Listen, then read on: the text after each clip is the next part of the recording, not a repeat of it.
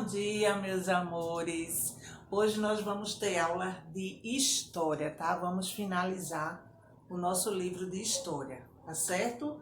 Dia trocou, porque as outras matérias a gente já concluiu, mas falta história e geografia. Então, hoje vai ser história e geografia para a gente concluir, tá bom? Olha só, ontem eu deixei um recadinho para vocês de que eu já tinha deixado as lembrancinhas na escola. E aí, alguém já foi pegar? Não? Então corre lá e pega a sua. Tá muito fofo, eu fiz mesmo com a carinha de vocês. Então ficou uma lindeza, não deixem de pegar. E depois me digam se gostaram. Combinado? Vamos lá para a nossa aula de história. Então, livro, página 51, a gente vai fazer até a 54, que é onde encerra a nossa parte de história. Se bem que todo o assunto do simulado, que vai cair no simulado, eu já dei para vocês. Esse assunto aqui não vai cair, tá bom? Então, olha só, hoje a gente vai ver os lugares de memórias na cidade, tá? Então, aí diz assim: depois de conhecer e pesquisar algumas ruas da cidade onde moram, os alunos da professora Fernanda ficaram intrigados com o que descobriram. O que será que eles descobriram? Professora, algumas ruas que fazem parte da memória da cidade estão na região do centro. Isso acontece porque a área é mais antiga? Aí a professora respondeu: sim, os centros das cidades geralmente concentram muitas de suas histórias e memórias. Por exemplo, o nosso centro do Recife, é um lugar bem antigo. E lá no centro do Recife, além de se concentrar o comércio de uma forma geral, se concentram também histórias belíssimas, antigas, minha gente. Isso mesmo. Então, aí no primeiro, diz assim: na cidade onde você mora, as ruas históricas também estão localizadas na região central? Troque informações sobre o assunto com os colegas e o professor. Sim, estão, né, minha gente? Aqui a nossa localização das memórias da cidade está localizada no centro de Olinda, onde começa toda a história, no centro de Olinda. Então, vocês podem colocar aí, sim. Aí depois vem: a conversa com a turma possibilitou a professora dar continuidade ao assunto. Ela explicou que, além dos nomes das ruas e das memórias dos moradores, existem outros elementos da cidade que permitem compreender a sua história, ou seja, os marcos históricos. Os marcos históricos são acontecimentos que marcaram a história, tá, minha gente? Os marcos históricos podem ser acontecimentos, espaços, construções ou monumentos que remetem a eventos relevantes para a história local, regional ou nacional. O nosso carnaval aqui de Pernambuco, o nosso carnaval é um marco histórico. Ele é conhecido lá fora em outros países, Então, o nosso carnaval ele é considerado um marco histórico. Então, aí diz: por meio dos marcos históricos, a população mantém viva as memórias importantes para a história da cidade. Veja alguns exemplos de monumentos e a importância histórica de cada um. O Cristo Redentor, no Rio de Janeiro, ele é um marco histórico da cidade do Rio de Janeiro. Então, quem está aqui fica doido para conhecer o Cristo Redentor lá no Rio, Quem está em São Paulo também, quem está em outros países também, ficam todos curiosos para conhecer o Cristo Redentor. Por quê? Porque é um marco histórico do estado do Rio de Janeiro. Veja alguns exemplos de alguns monumentos. Aí embaixo tem o quê? O elevador Lacerda, que fica na Bahia. O elevador Lacerda, Ele fica na Bahia, Salvador. E tem a escultura do Laçador em Porto Alegre, também é um marco histórico da cidade de Porto Alegre, tá bom? Então, cada lugar tem o seu marco histórico. Então, na página 52, continuando, diz assim: toda cidade possui um centro histórico. Isso mesmo, aqui a gente possui o nosso centro histórico, que fica no centro de Olinda, né? Local de sua fundação e área onde os primeiros núcleos urbanos se organizaram. Em geral, as construções do centro histórico são parte dos marcos da cidade, que preservam as memórias do lugar. Quem já foi no Alto da Sé, que já subiu aquelas ladeiras que tem ali, já viram casarões antigos, muito antigos. E vocês sabiam, minha gente, que aqueles casarões ali, eles não podem ser reformados? Não podem. Eles têm que permanecer do jeitinho que eles estão. Até as cores, minha gente, não pode mudar, não. Quando pinta, pinta da mesma cor, porque ali são todos patrimônio histórico de Olinda. Então, continuando aí no segundo. Você já visitou o centro histórico da sua cidade? Isso aí é uma resposta pessoal, né? Quem já visitou, coloca sim. Quem não visitou, coloca não. Se sim, escreva um pequeno texto sobre quais elementos vocês já visitaram lá, né? Eu, por exemplo, já visitei várias vezes e eu gosto muito de ir na Casa dos Bonecos, minha gente. Eu amo ir para aquele lugar e tirar bastante foto. Mas cada um vai botar o que já visitou ou o que não visitou ainda, tá certo? Então, aí embaixo vem falando da poesia e a cidade. Ao longo da história, as cidades foram temas de romances e poesias. Leia um trecho do poema do escritor Ítalo Calvino, que diz assim: mas a cidade não conta o seu passado.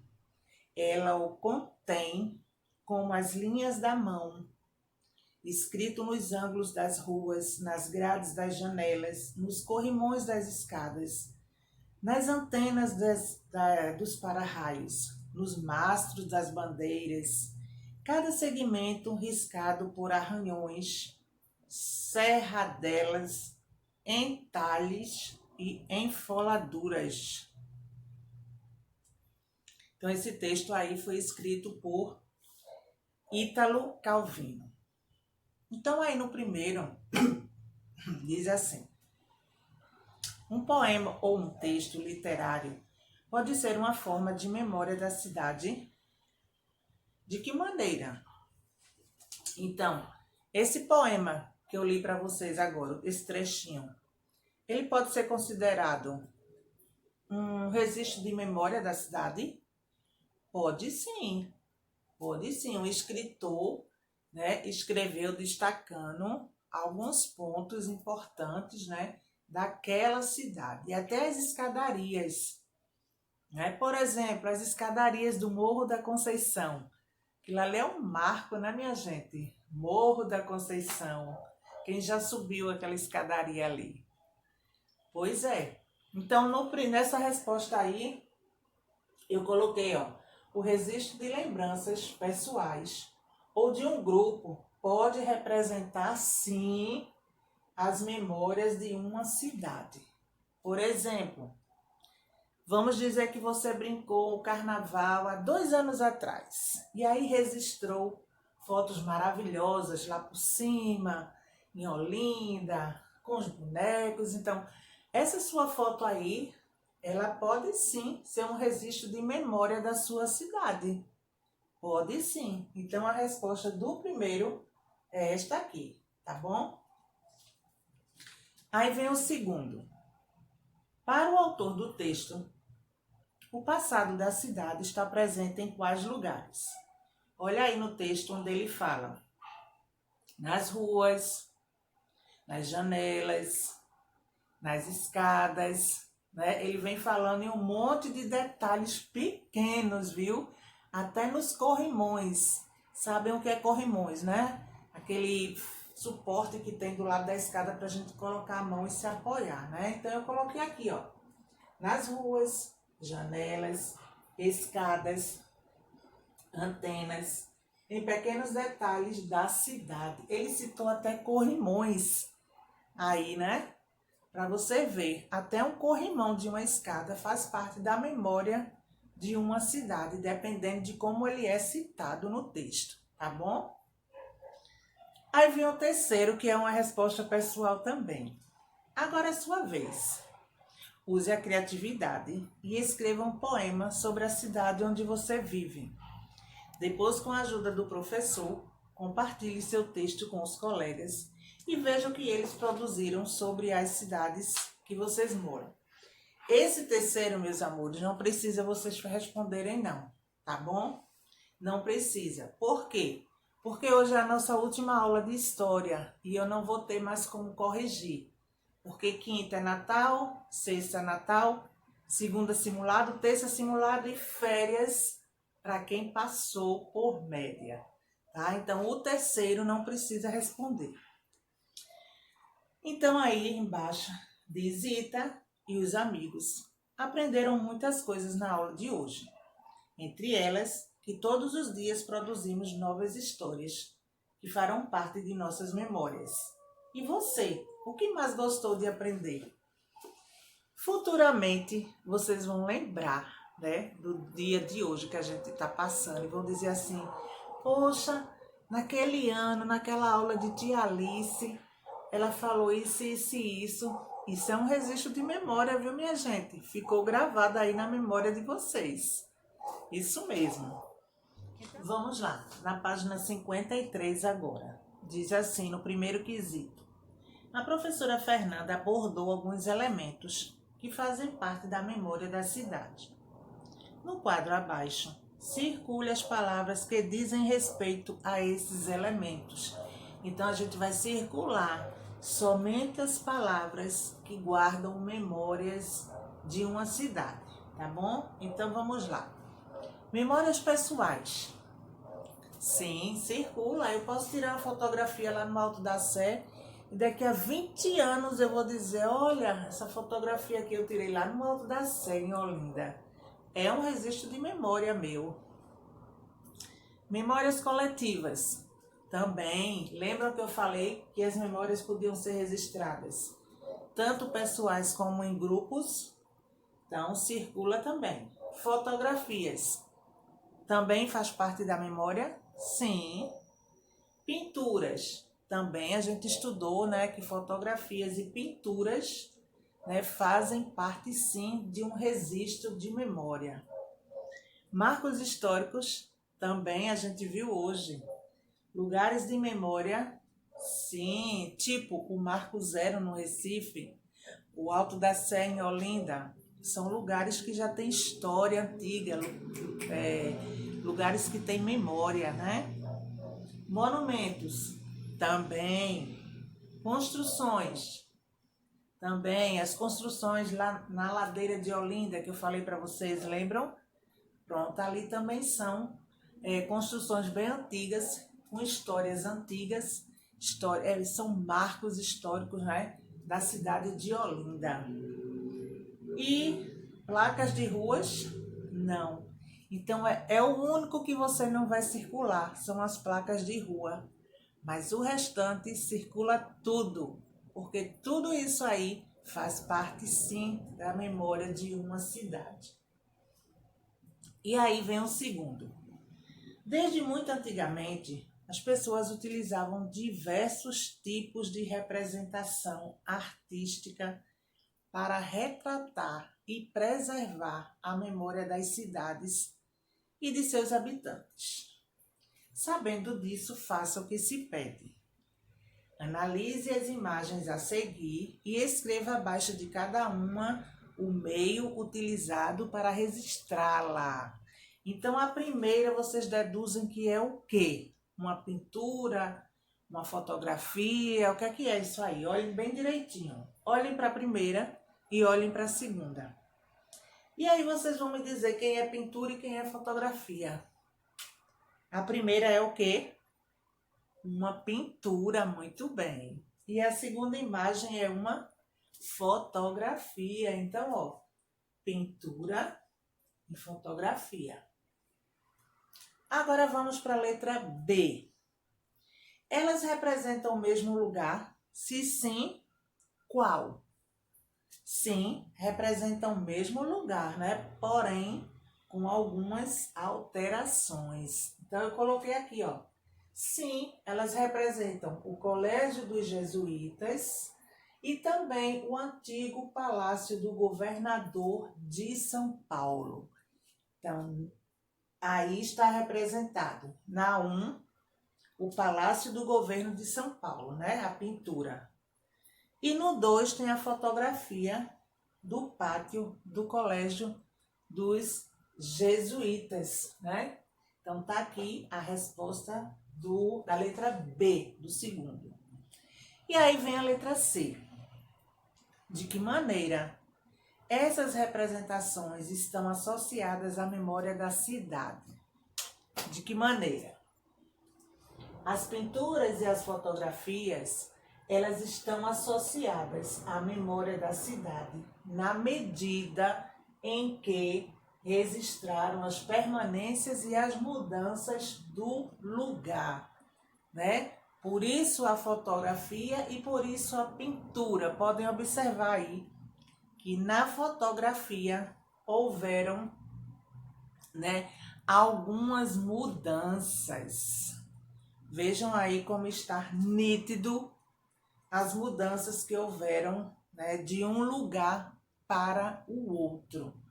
Então, o que quer dizer aqui são as permanências e as mudanças do lugar. Então, as memórias servem para isso. As pinturas e as fotografias servem para isso, para a gente ver o que permaneceu naquele lugar e o que foi mudado com o tempo naquele lugar, né?